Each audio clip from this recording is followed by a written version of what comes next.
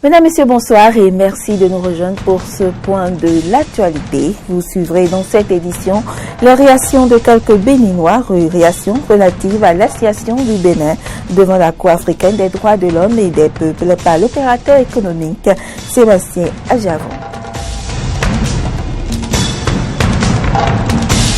En Ouganda, une universitaire en vue a été arrêtée vendredi soir sur l'accusation d'avoir harcelé sur les réseaux sociaux Jeannette Museveni, l'épouse du président Yoweri Museveni. Et puis, fusillade à Bernardino aux États-Unis. Le drame, œuvre d'un homme cinquantenaire, s'est déroulé dans une école de San Bernardino et a engendré la mort de plusieurs personnes.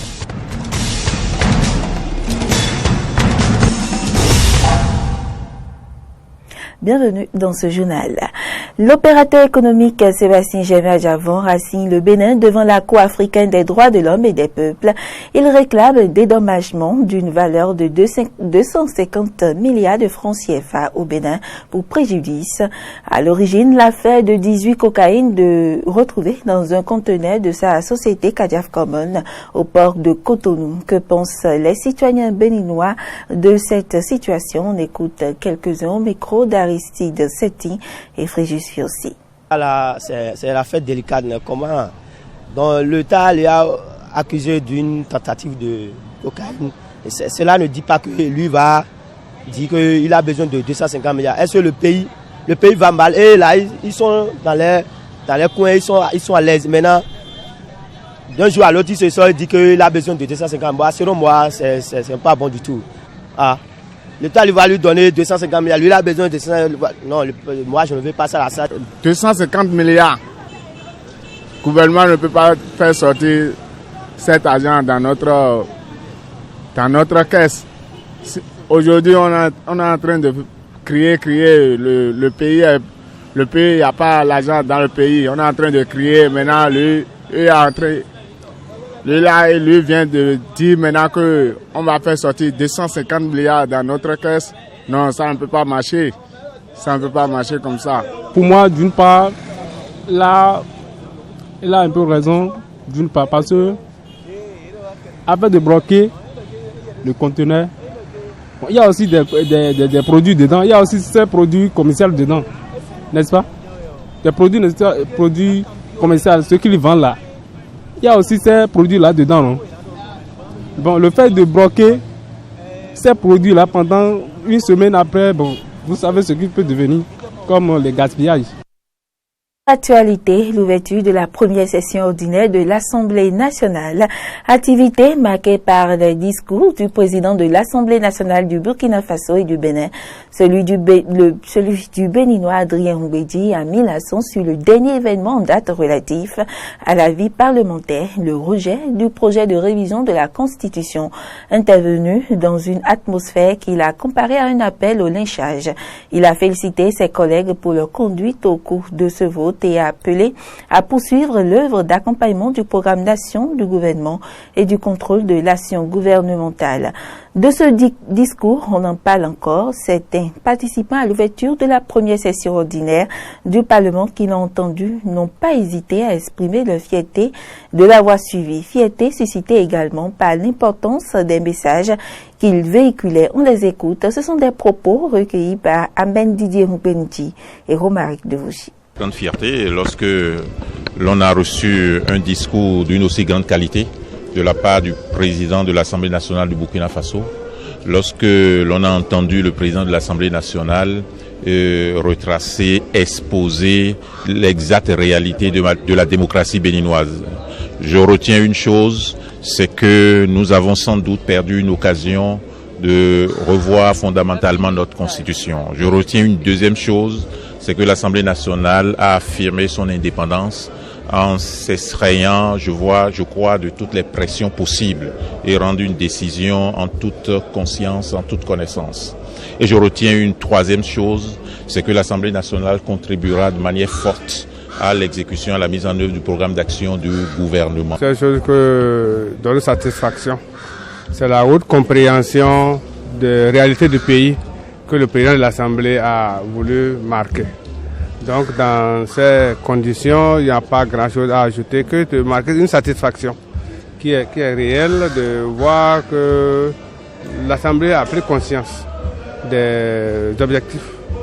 L'Assemblée a pris conscience des défis. Il a toujours conscience, l'Assemblée a toujours conscience. Mais on sent une volonté d'accompagner le gouvernement. Et moi, en tant que membre de l'exécutif, je ne peux que marquer ma satisfaction. C'est une fierté. C'est une fierté. Le président du Burkina Faso a, avec des mots bien précis, dit tout le bien qu'il pense de notre démocratie. J'ai eu l'occasion d'accompagner le président Adrien Mbedji à Ouaga. Et nous savons tous la densité de l'homme en matière de culture et en matière de connaissances politiques. Je pense que c'est tout le peuple béninois qui est en l'honneur. Et il nous appartient aujourd'hui d'aller au-delà, d'aller au-delà, n'est-ce pas, de cette appréciation que nous avons, n'est-ce pas, de ce qui nous rend visite, que nous puissions faire en sorte que notre démocratie, comme il a souhaité, que ce soit une démocratie qui mette la population à l'abri du besoin. Bilan des 12 premiers mois de la gouvernance du président Talon à la tête du Bénin, vous le savez. Le 6 avril dernier, le président Patrice Talon achevait sa première année de gestion du pouvoir d'État au Bénin. Après le bilan politique et celui social, place au bilan sportif. Eh bien, c'est un commentaire de Laurent Toninkes. Élu pour un mandat de 5 ans, Patrice Talon vient de boucler les 12 premiers mois de gestion à la tête du Bénin. Même s'il est trop tôt de faire un bilan, il convient toutefois de faire le point des actions entreprises sur le plan sportif.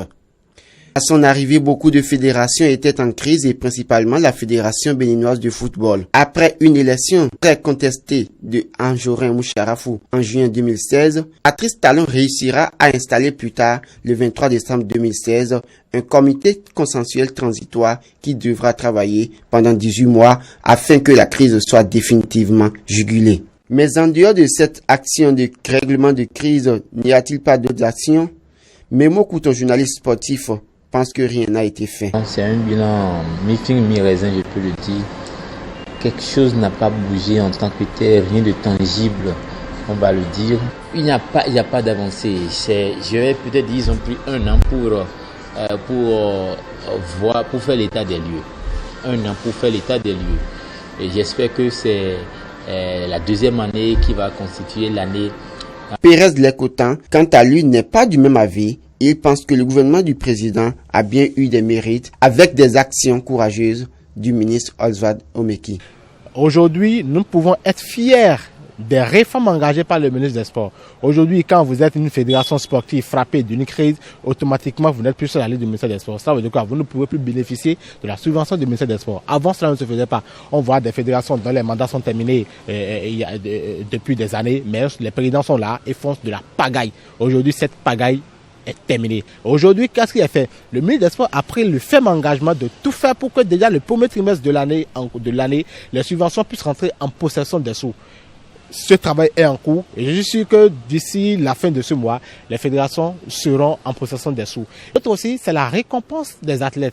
Le ministère des Sports dit aujourd'hui, si les athlètes se font bien voir au niveau des compétitions régionales, internationales, africaines et mondiales, nous allons les primer. Et c'est d'ailleurs pourquoi nous avons eu droit la dernière fois à la première édition du Gala des talents. C'est pour vous dire que beaucoup de choses, les réformes ont été lancées, mais c'est au fur et à mesure, au fil du temps, que nous allons véritablement voir le concret des choses. Le gouvernement est tout de même attendu sur d'autres chantiers pour faire évoluer le sport béninois et à ce niveau, il faudra aller vite pour le bonheur de nos sportifs. Ils vont réorganiser et beaucoup plus courir pour le financement du sport. Cette loi qui était déposée à l'Assemblée depuis Galiou Soglo et puis il y a eu tout ce que vous savez, les gens ne veulent pas que la loi porte le nom de Galiou Soglo. Le gouvernement doit tout faire aujourd'hui pour que le financement du sport soit chose effective. Parce que nous avons quand même des sociétés dans ce pays, dans les pays qui sont à côté, il y a des sociétés. Quand vous êtes des sociétés étrangères, vous devez participer au développement du sport à la jeunesse, ce qui n'est pas le cas. Le financement du sport, ça constitue un gros problème aujourd'hui.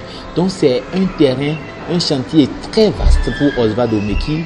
Et je sais qu'il est prétentieux, je sais qu'il qu'il est très ambitieux, il veut faire beaucoup de choses. À tout ceci s'ajouteront les nombreuses réalisations prévues dans le programme d'action du gouvernement. Et là, les Béninois et principalement les acteurs sportifs attendent que l'acte soit joint à la parole.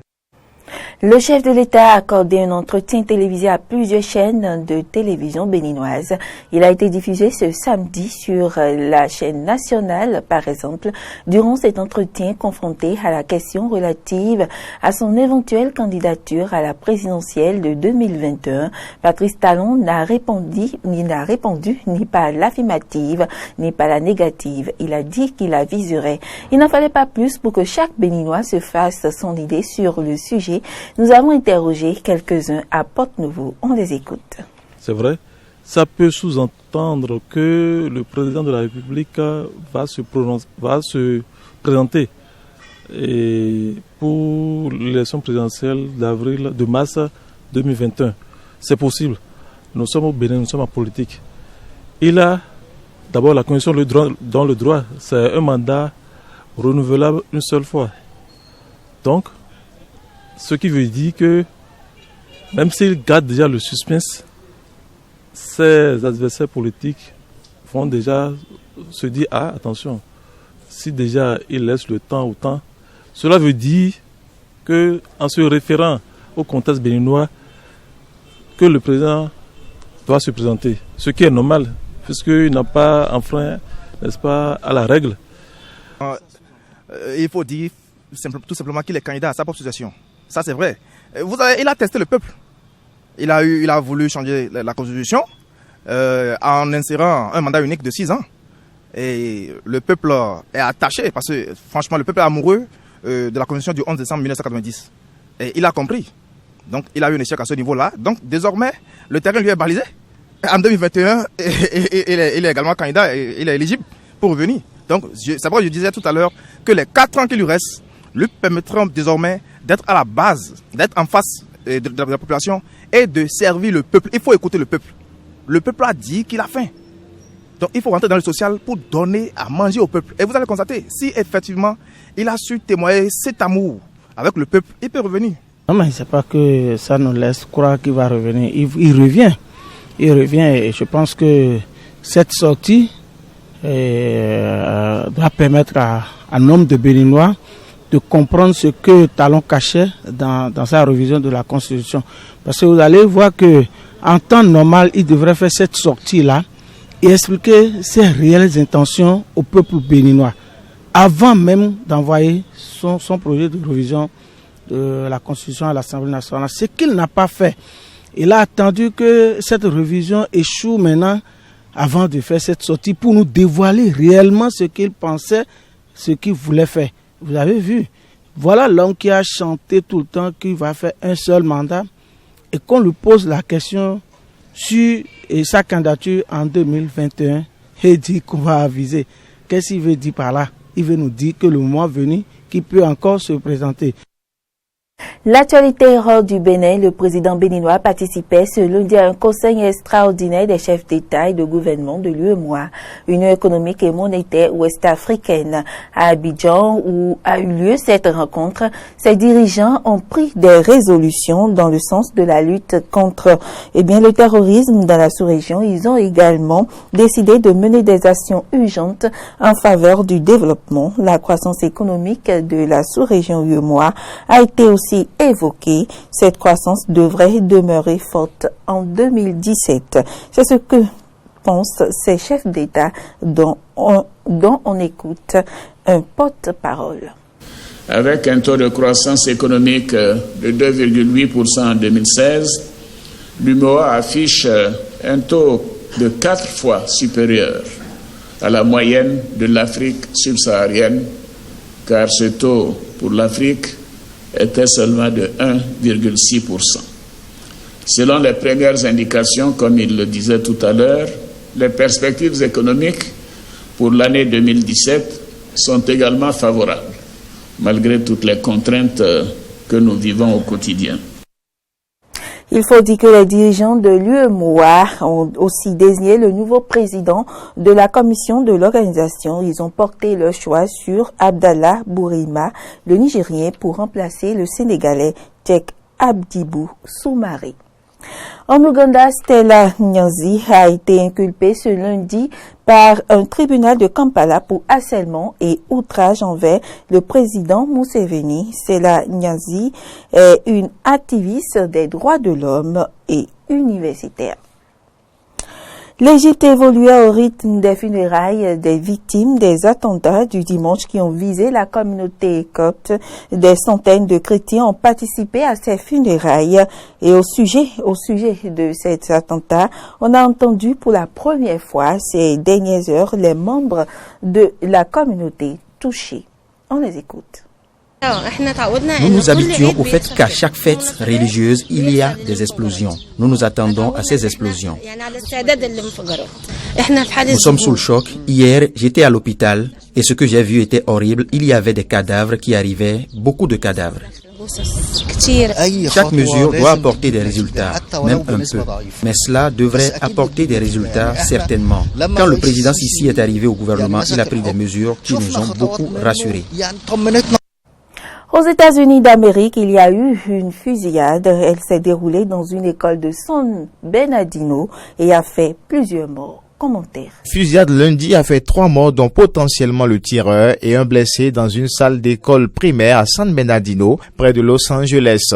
La fusillade, qui semble liée à une querelle domestique, s'est produite dans une ville encore endeuillée par ce qui était fin 2015, le pire attentat aux États-Unis depuis le 11 septembre. Les autorités pensent qu'il s'agit d'une tentative de meurtre suivie par une tentative de suicide, selon le compte Twitter du chef de police local Jarrod Bogen. La police a ensuite annoncé que 2 adultes ont été tués dans la fusillade, dont probablement une enseignante.